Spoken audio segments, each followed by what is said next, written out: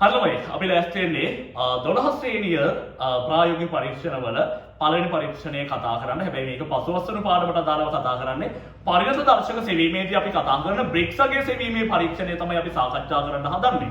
අපි බලමු මෙන්න මේ පරීක්ෂණය කොහොමද කරන්න කියලා. අපි සාමාන්‍යයෙන් දන්නවා පළතුරු වල තියෙන සීනිස් ප්‍රමාණය බ්‍රික්ස්ගෙන් අපිට හොයාගන්න පුළුවන්. අපි මේක පරිණත දර්ශකයක් විදිහට භාවිත කරනවා. එහෙනම් අපි බලමු කොහොමද මේ පරිණත දර්ශකයේ සෙවීම බ්‍රික්ස් මීටරය ආධාරයෙන් කරන්නේ කියලා. එහෙනම් අපි බලමු කොහොමද මේක කරන්නේ කියලා.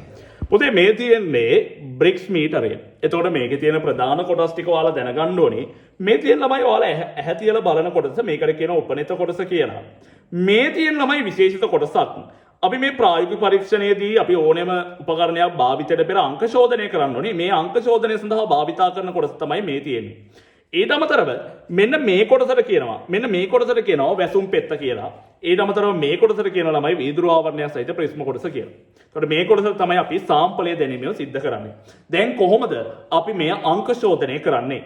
ළමයි මේක අංක ශෝධනය කිරීමට පෙර අපි මේ උපකරණය සම්පූර්ණයෙන්ම ආශ්‍රිත ජලයෙන් සේදීම සිද්ධ කරන්න ඕනේ. මෙන්න මේ සම්පූර්ණ වීදුරු ආවරණිත කොටස ආශ්‍රිත ජලයෙන් සෝදලා පිස දමා ගැනීම සිද්ධ කරන්න ඕනේ.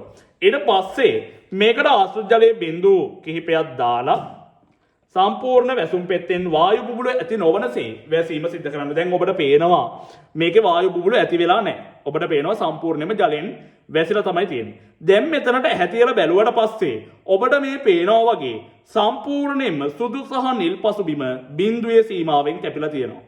හැබැයි ළමයි සමහර වෙලාවට මේ දැන් ඔබට පේනවා වගේ බිඳුවට වඩා උඩින් හෝ බිඳුවට වඩා යටින් තියෙනවා. කොහොමද අපි මේක හදාගන්නේ? ඒ සඳහා තමයි ළමයි මේ අංක ශෝධිත කොටස අපි භාවිතා කරන්නේ. මේ විදිහට අපි භාවිතයෙන් මෙන්න මෙහෙම දෙපසට කරකවනකොට ඔබට පේනවා වගේ සම්පූර්ණ මේ සුදු සහ නිල් පසුබිම කැපෙන කොටස ඉහළ සහ පහළ යනවා. දැන් ඔබට තියෙන්නේ මේක කරකවලා බිඳුවේ සීමාවට ගන්න.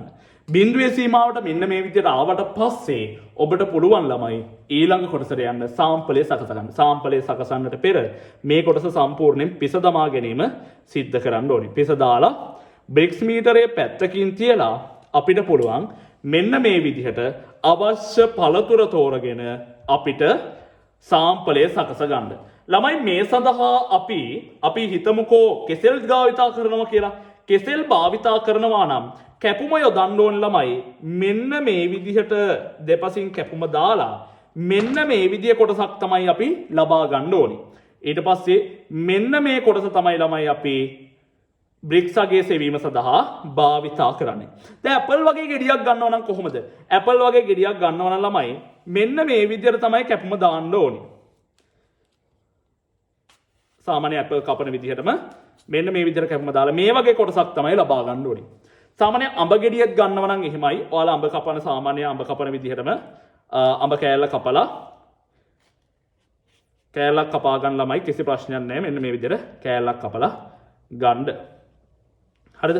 ඔන්න ඔය විදිහට තමයි අපි පළතුරු වලින් කොටස් වෙන් කර ගැනීම සිද්ධ කරන්නේ. දැන් මේ ගත්ත කොටස් වල සාමාන්‍යයෙන් පමණ කොටසක් අරගෙන අපි කරන්නේ මෙන්න මේ විදිහට වන සහ මොහොලක් ආධාරයෙන් මේක ඉස්සෙල්ලාම කොටස් වලට කෑලි වලට කපා ගැනීම සිද්ධ කරන්න ඕනේ. අපි කෙසෙල් වල බ්‍රික්ස්ගේ මයිමු හැම එකටම හරියන්න මේ විදිහට කොටස් වලට කපලා මෙන්න මේකට දාලා හොඳින් ළමයි මේක තද කරලා තලා ගන්න ඕනේ. කෑලි විසිරෙන්නේ නැති වෙන්න ඔයාලට ඒක අතින් වහගෙන හරි කමන්නේ. කොහොම හරි හොඳට තලා ගන්න ඕනේ. හරිද? අපිට ඕනි ළමයි මේකේ යුෂය ලබා ගැනීම තමයි සිද්ධ කරන්න ඕනේ. ඒක ඔයාලට සිද්ධ කරන්න ඕනේ. දැන් මේක තලලා අවසාන වෙද්දී මෙන්න මේ විදිහට තියෙනවා. අපිට කරන්න තියෙන මේ වගේ සුදු රෙදි කඩක් අරගෙන ළමයි ඒ සුදු රෙදි කඩට මෙන්න මේ සාම්පලය මෙහෙම දාගන්න. සාම්පලය දාගෙන මෙහෙම සුදු රෙදි කඩෙන් හොඳට තද කරලා හොඳින් මිරකීම සිද්ධ කරන්න ඕනේ. අපිට මේකටම අපි ගමු ළමයි. මෙන්න මේ මිරිකද්දී ඔයාලට පේනවා මේකේ යුෂය. දැන් ඔයාලට මේකේ පේනවා මෙන්න මෙහෙම යුෂය වැටීම සිද්ධ වෙනවා. හරිද?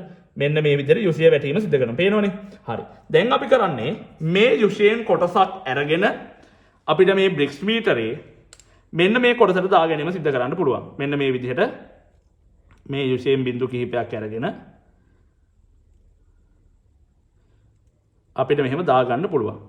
දාලා මෙන්න මෙතන වැසුම් පෙත්තෙන් වැසුවට පස්සේ වායු බුබුල ඇතුළු වෙන විදිහට මෙන්න මේ විදිහට වහන්න ඕනේ.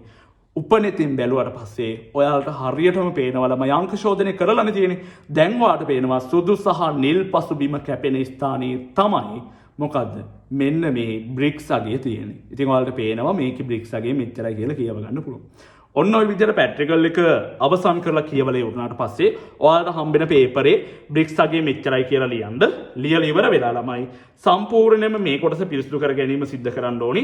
එතකොට අපි කරන්නේ නැවත ආශ්‍රිත ජලය දාලා මේ කොටස සම්පූර්ණයෙන්ම සෝදා පිරිසිදු කරන්න ඕනි. සෝදා පිරිසිදු කරන්න ඕනි. පිරිසිදු කරලා මේ උපකරණයත් පැත්තකින් තියලා තියෙන අපද්‍රව්‍ය ටිකත් අස් කරලා ඉවරලා අපි බ්‍රික්ස් අගය සොයලා අවසන් කරනවා. ওই විදිහට තමයි ළමයි අපේ පැට්‍රිකල් එක අවසන් වෙන්නේ.